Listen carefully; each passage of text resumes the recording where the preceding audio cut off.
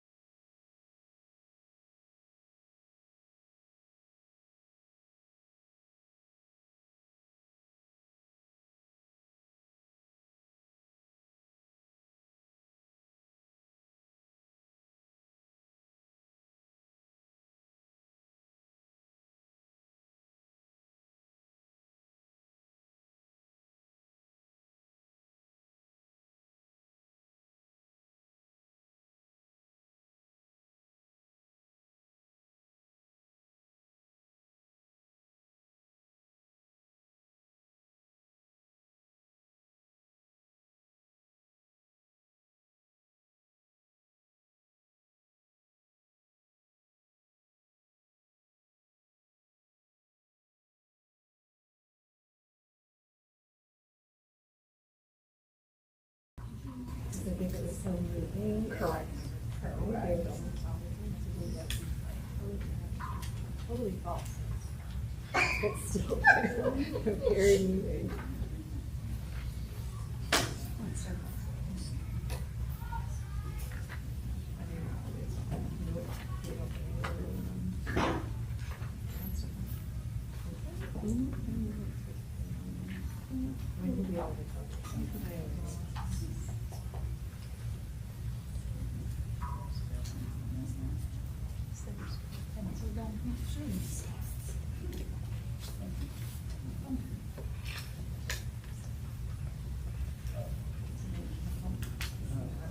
Somebody who knows. Hold on.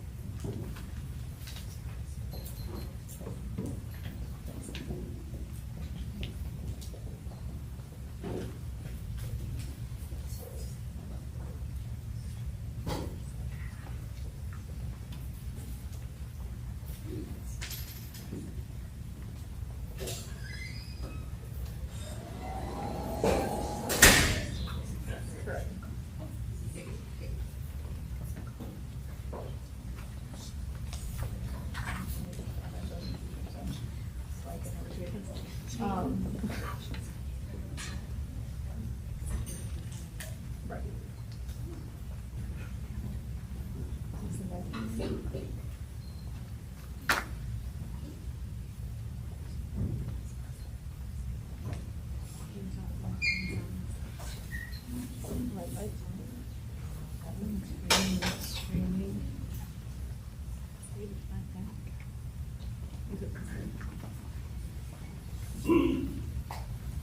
Okay, we're going to go ahead and get started. All right, welcome to the Belle Terre 24-25 5th grade 4-H speech contest. This is an exciting day for all of us. It's a pleasure to welcome all of you, whether you are here as a contestant on the stage, listening in the audience, or listening via live stream. I'm Mrs. Emling. I'm the literacy coach here at Belle Terre Elementary, and I will be presiding over today's contest. So to the contestants on the stage, today is your chance to speak, to inform or to inspire or entertain us with your stories. Remember, your words matter. You're all winners for being here. To our parents and teachers, thank you for your support and encouragement. Your guidance has helped these students get where they are. We know public speaking is not easy. However, it is a skill we will be tasked with for many years to come. Next, let me take a moment to introduce our judges and other important guests helping us today. Our three judges. Mrs. Kristen Frank, she's the District ELA Specialist for Flagler Schools.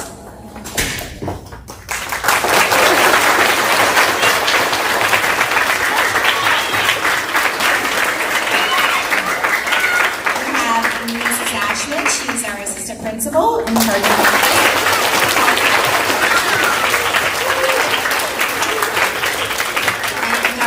Judge is Leonard Layton. He is a student at Matanzas High School.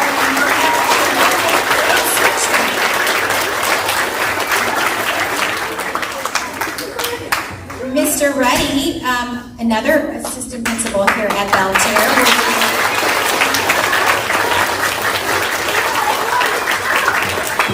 will be tabulating the scores that our contestants receive from their speeches. And Mrs. Anderson will be, are you the timer? Why did I just lose mine? Timekeeper. Oh, the timekeeper. I just would look at my notes.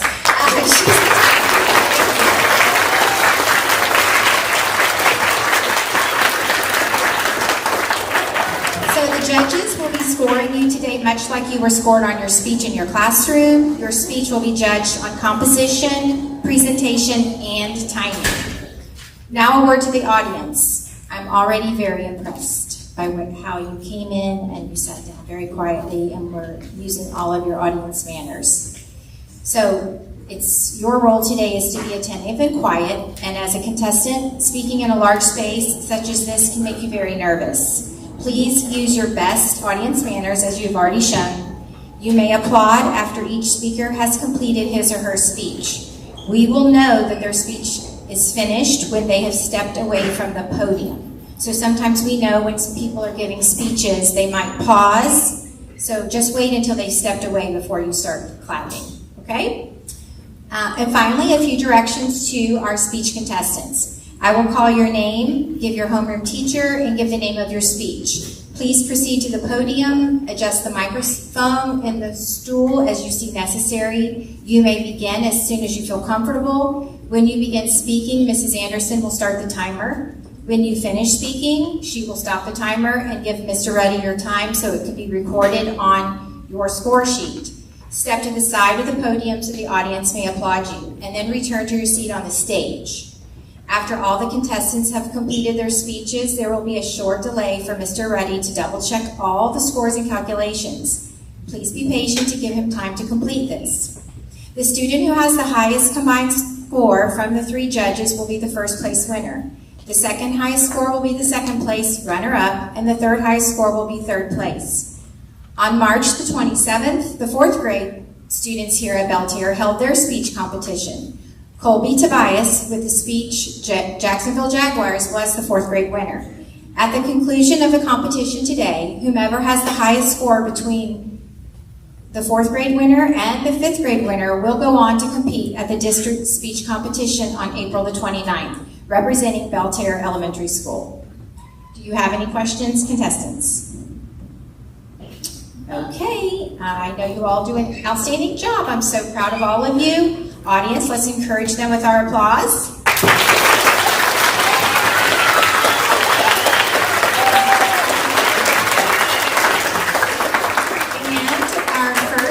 Contestant from Miss Myola's class is Ryder Gobler, and the name of his speech is Marine Life and Pollution.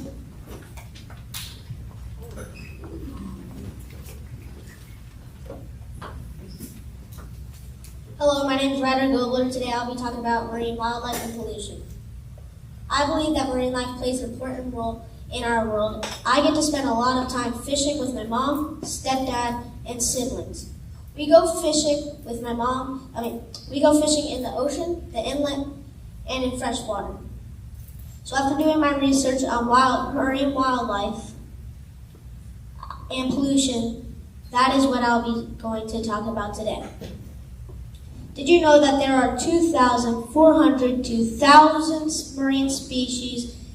Isn't that amazing? Well, that is amazing. There's something terrible going on in our oceans, affecting all waterways, and that is that there are billions of pounds of trash that are polluting our waterways and killing our marine species. We need to contribute to putting an end to this. Plastic waste is a common cause of pollution. So are factories, industrial plants, oil spills, and so much more. Over 100 million marine animal lives are lost because of pollution in the ocean. This is so sad. To contribute to putting a stop to marine pollution, we can participate in beach and river cleanups. We can vow ourselves not to litter. We can conserve water by turning off the faucet when we brush our teeth. We can also use products that are friendly to our ecosystem. And very important, we can reduce the use of plastic. In conclusion, let's go back to what I said in the beginning. There are 242,000 marine species. We want to keep it that way. So we need to do what we can to stop polluting our marine wildlife.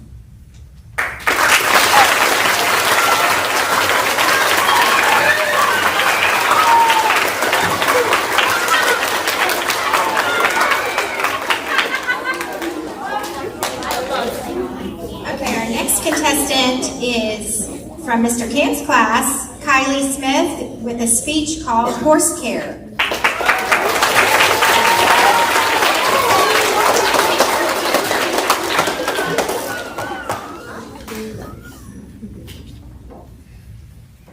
Have you ever wondered what it feels like to ride and care for a horse? I have. Let me tell you what I discovered when riding and taking care of my horse. You would think that you just get on a horse and ride, but there is more required. You have to take care of your horse before you ride. That's where we begin grooming. Grooming is really important. When you groom, you need a curry, a brush, a comb, and a pick. You have to make sure there is no dirt and sand on them, and clean their hooves. That's not all. You also need to tack your horse up. You have to put on the saddle, make sure the girth is tight, and put on the bridle. It's very difficult considering when your horse is much taller than you. Then it's time to mount up. You have to bring your horse to a stand in order to reach. Now the best part, getting to actually ride. If you've never ridden before, it's always good to get comfortable at a walk. To go a little faster is called trotting. When you trot on a horse, it's really bouncy. There's a lot of different positions you can do while you trot. Some of them are pushing trot, 2-point, sitting trot, and extending trot. That's a lot. 2-point is my favorite because it is less bouncy, but it is also exhausting. There's also canter. In my opinion, cantering is more fun because it feels like you're flying with the birds. My favorite activity while cantering is jumpy poles. I don't recommend trying this unless you're an experienced rider. What some people are scared of is getting kicked or falling off. I've experienced both. It's not quite as scary as I thought it would be after all. When I got kicked, it was because a horse that was cantering next to me tried to kick my horse, but instead kicked me right under the knee. It took me over a month to recover. The time that I fell off my horse, I was doing barrels while riding bareback. Then he started to canter at full speed, and that's when I lost my balance. And I almost fell over his head. I grabbed his neck and fell sideways. Luckily, I landed on my feet and ran with him until he finally stopped. Now that you have learned more about horses, maybe you would want to ride one. Don't be a lazy person laying on the couch. Go outside, ride on a horse, have an adventure.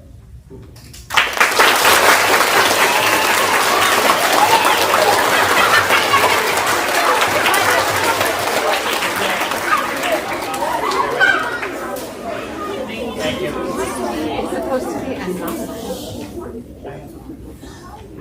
Or put your number in there.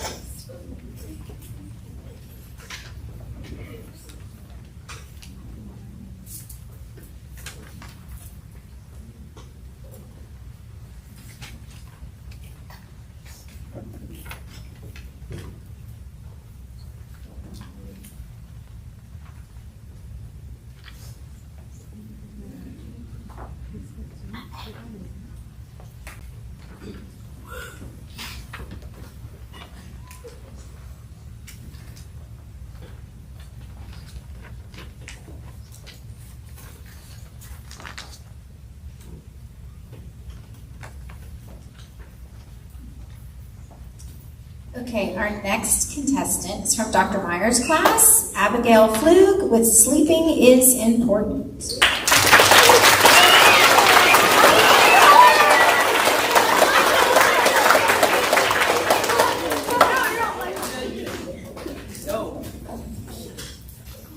Would you rather be in bed right now or at school?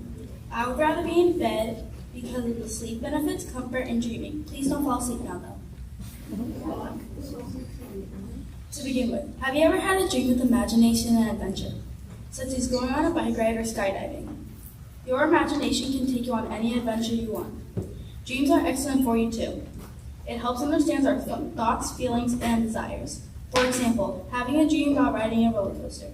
You might want to go to a theme park. Or dreaming about the puppy you got. You are dreaming about the feelings on your puppy.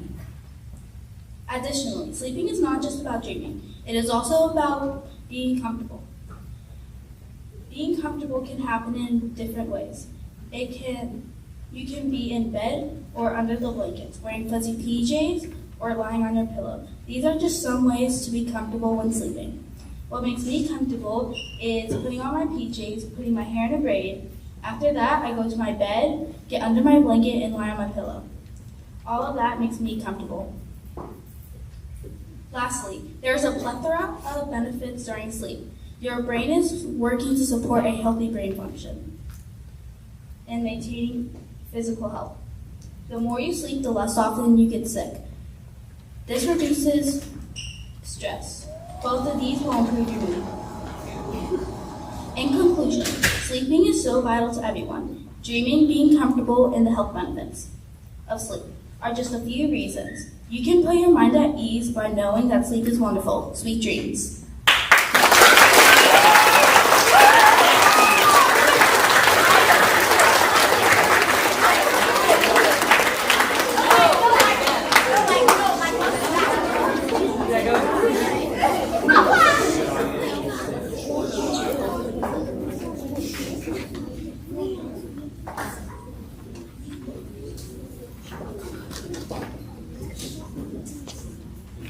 All right, our next speech is by Leah LaFontaine from Ms. Soto's class, Why is Food So Important?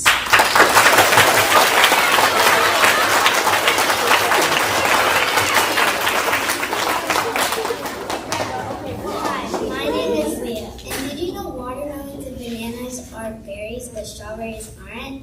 Today I'm going to talk about why food is so important. Food is an essential part of life. Without the food gives us energy to learn, play, and grow. Without food, we wouldn't be able to survive. People all over the world eat different kinds of food.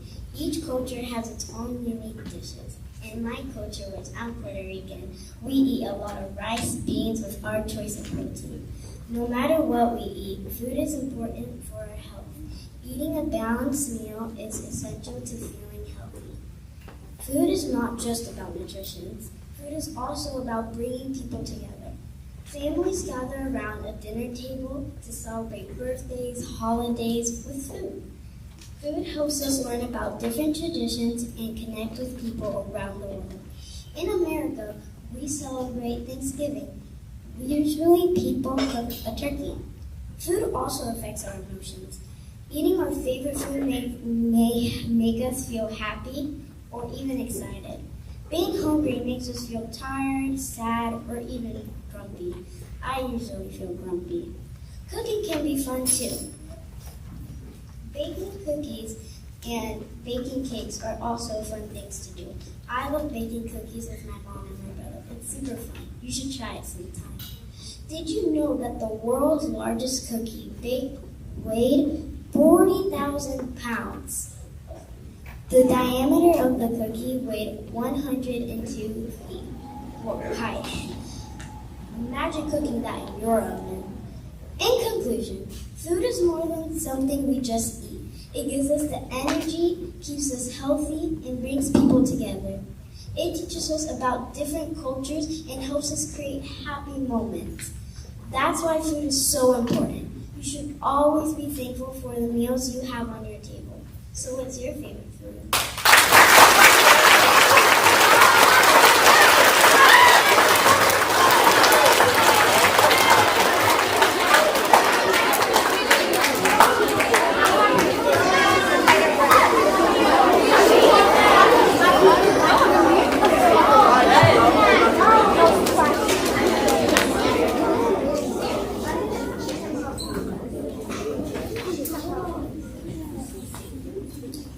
All right, our next speech is from Ms. Fajardo's class, Kennedy McMillan with siblings.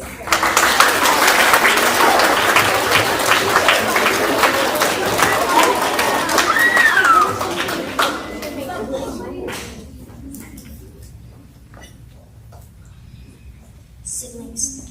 Why do brothers have to be so hard to be around? Like, why can't I be with them and not have someone constantly sitting way too close, bumping me, and breathing my air?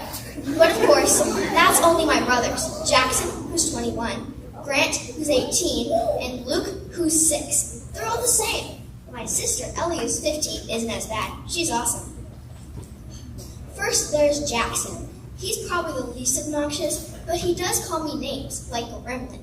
Have you seen a gremlin? Sometimes they can be cute and fuzzy, but they can also be pretty freaky.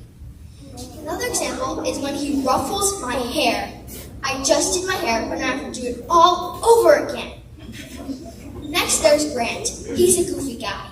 One time, I asked Grant to hit the lights, meaning shut them off. He said, "What did they ever do to you?" Then he kept repeating it. It was funny the first time, but after 3 times, it's not funny anymore. He's also really weird. He told me to get down on all 4s and bark like a dog. Last but not least, Luke. Sometimes Luke is my best friend, but other times he drives me bananas. He seems to always want to make me mad, and boy is he good at it. For example, he's constantly following me around. If I go to my room, he will follow me. If I go to the backyard, he will follow me. If I go into the living room, he will follow me.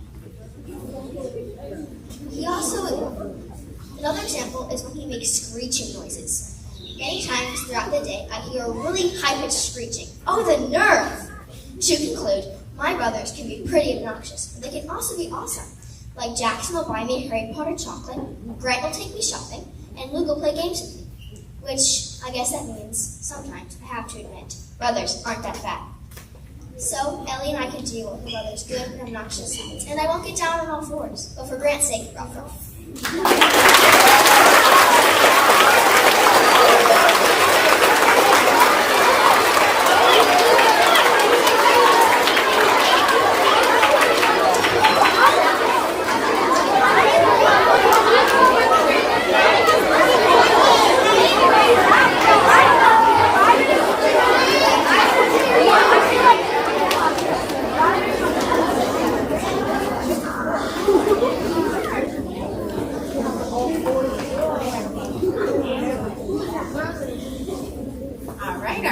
excellent from Miss Johnson's class is Braylon Samara.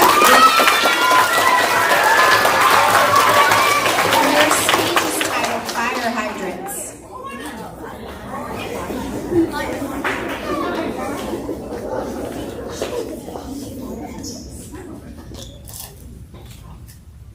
What does a hose, faucet, and fire hydrant have in common?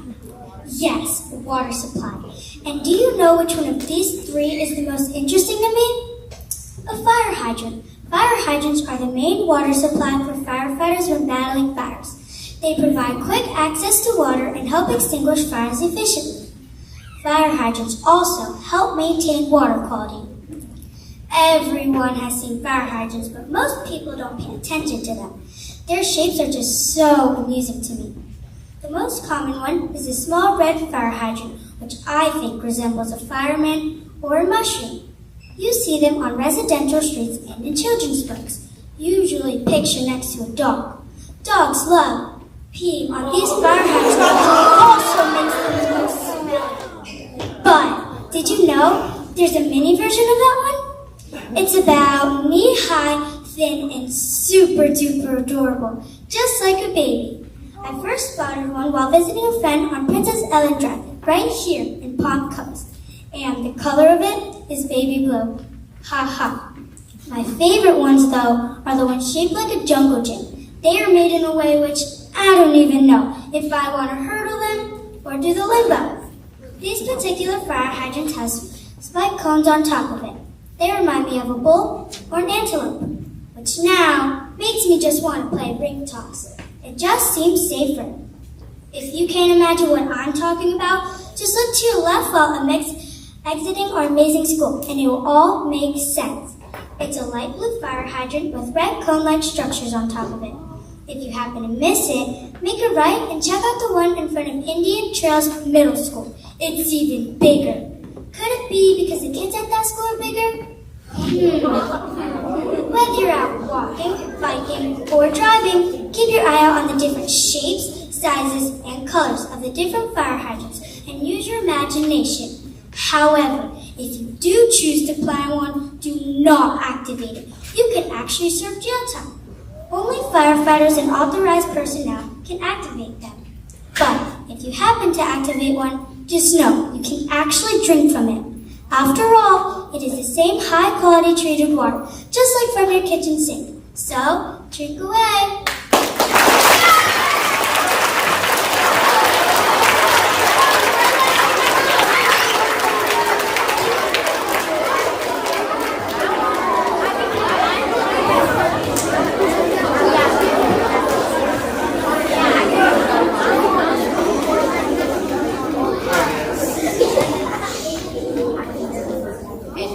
From Ms. Doe's class, we have Connor Owens with a speech called My Injuries.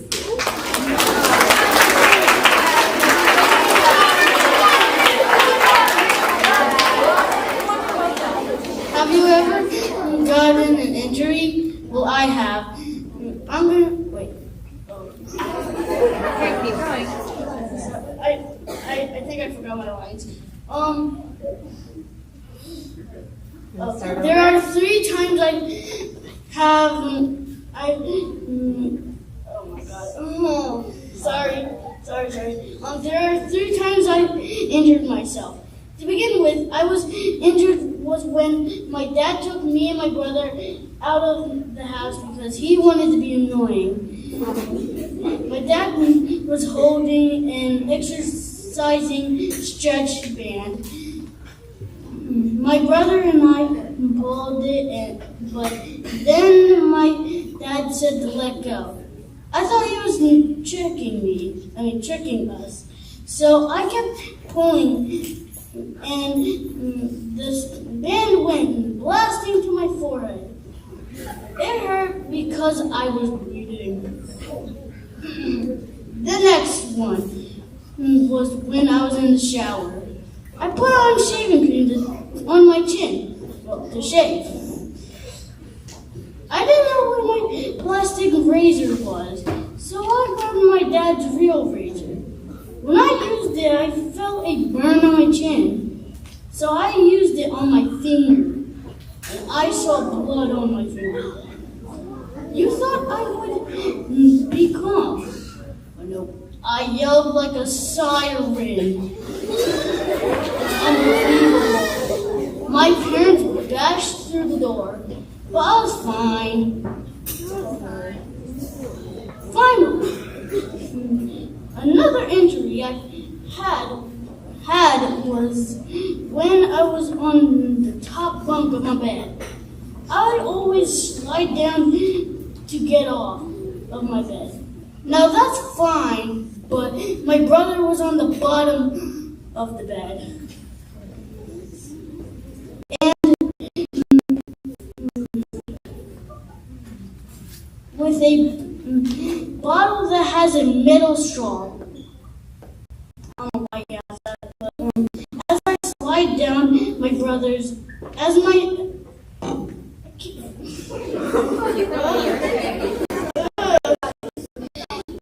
slide down, my brother's cup was near, and I cut myself with the straw.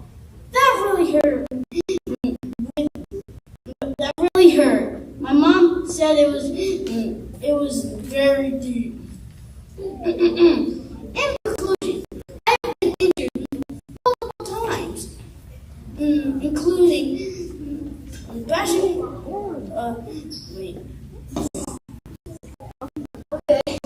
snapping by the man, slicing my chin and finger, and getting cut by my leg wide open.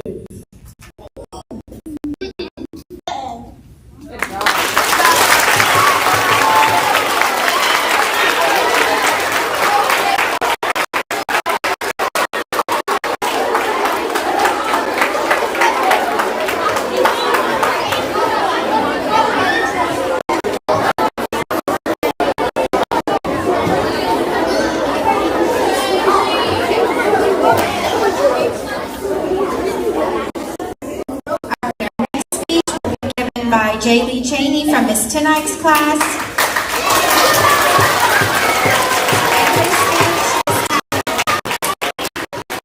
Why Stitch is my favorite Disney character.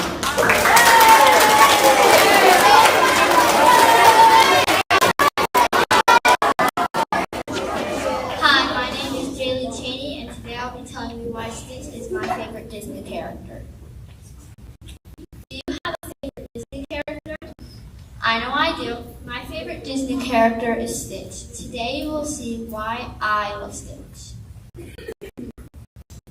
To begin with, Stitch is my favorite Disney character because I love that he's so funny. He is always dressing up in Nani's clothes, which is Lilo's older sister.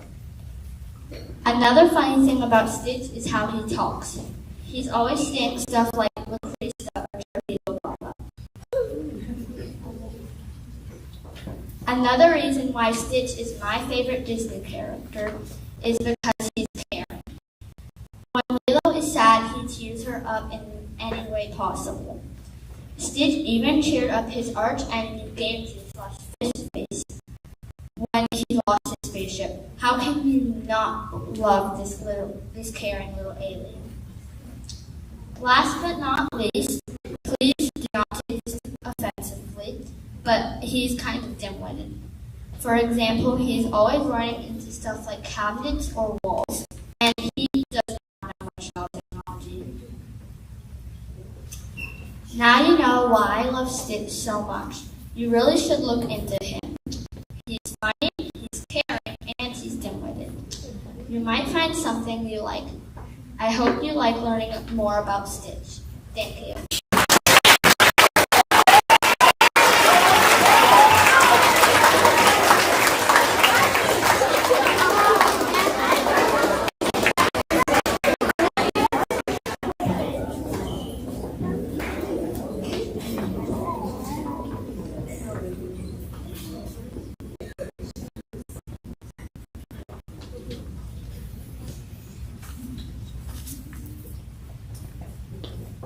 All right, the next speech is given by Bennett Campbelli from Miss Smithmack's class, Tornadoes.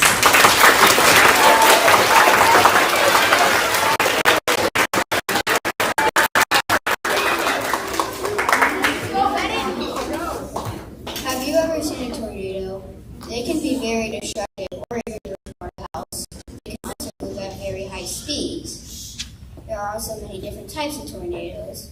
Have you underestimated tornadoes? Additionally, tornadoes can be very destructive or even report a house. There are 5 ratings for a tornado, an EF1, an EF2, an EF3, an EF4, and an EF5. You can find these ratings on the Fujita scale, or ES scale. This rates a tornado by how much destruction it causes in the area. Tornadoes also cause 70 fatalities a year and 1,500 injuries a year in the U.S. Also, the speed of a tornado can give the tornado an advantage. This is because the faster the tornado is moving at you, the less time you have to prepare. The fastest moving tornado moved at 94 miles per hour. That's really fast.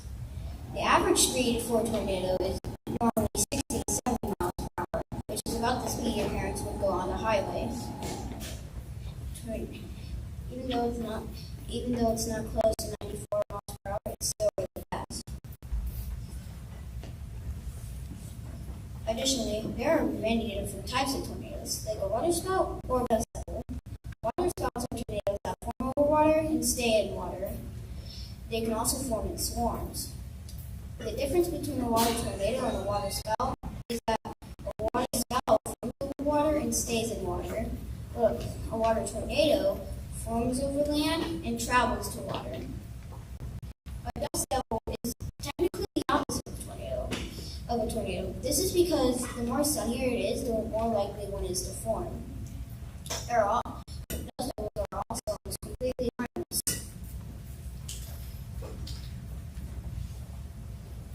In conclusion, tornadoes can be strong, fast, and different.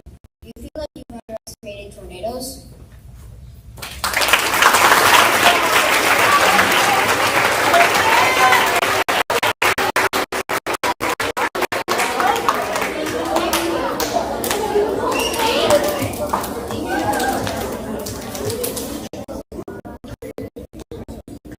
And our last speech today will be given by Alexis Dalrymple, and she's from Miss Gall's class.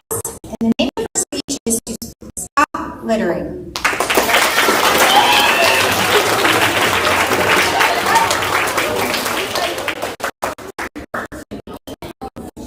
Wait, she forgot no card.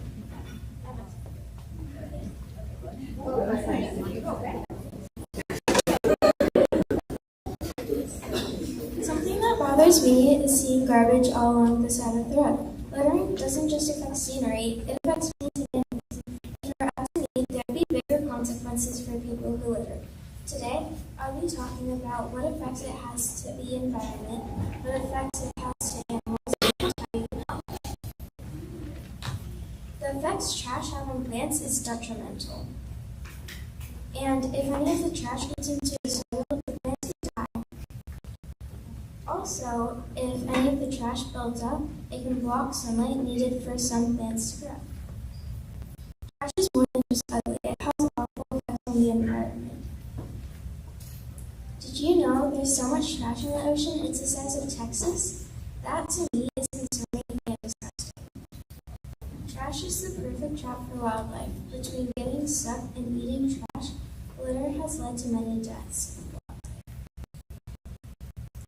Every day, Americans throw out 4.9 pounds of trash per person each day. Here's how you can help and save lives. First, you should use paper straws instead of plastic because paper is more biodegradable. Then, you should sort your trash by recycling. Just by recycling can help cut down on the amount of trash thrown into the landfill. Lastly, you can pick up trash when you see it. Some animals can get their heads stuck in trash and suffocate. Not only are you saving the environment, but you're saving lives.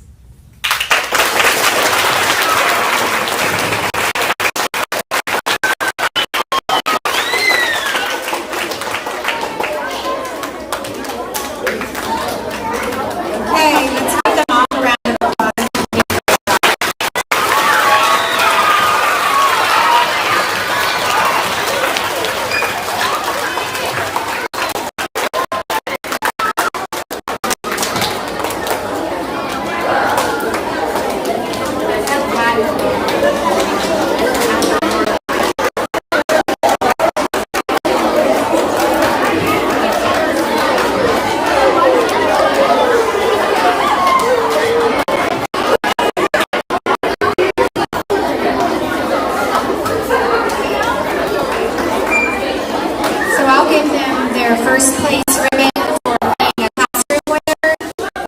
waiting on Mr. Reddy to finish tabulating the results. So here is your blue ribbon for being your classroom winner.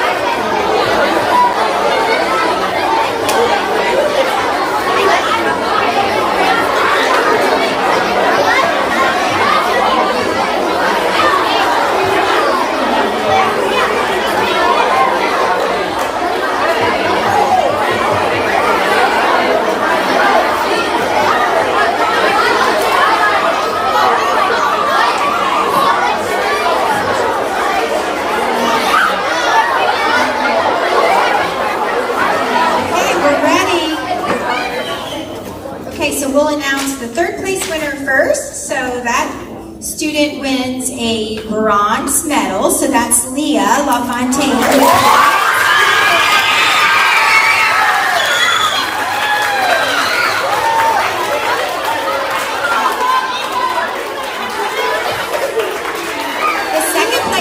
Goes to Braylon Samara.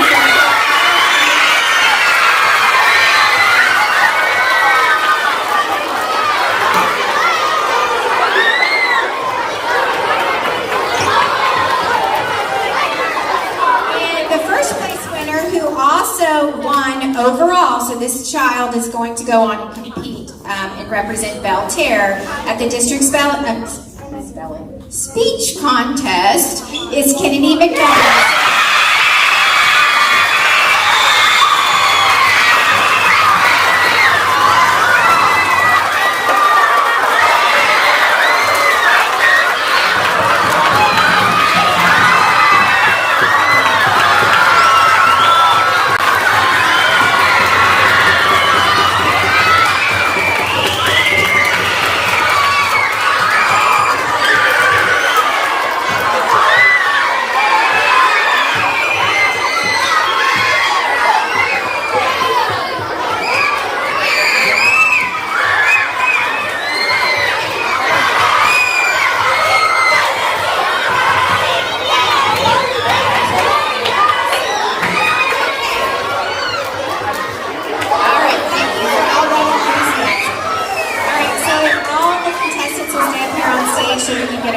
picture.